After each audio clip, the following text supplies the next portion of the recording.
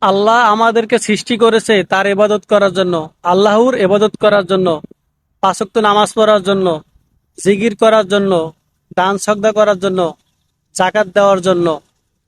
আল্লাহ তাআলা মানুষকে ইচ্ছা স্বাধীনতা দিয়েছে। আপনি আল্লাহকে মানতেও পারেন, না চাইলে আবার নাও মানতে পারেন।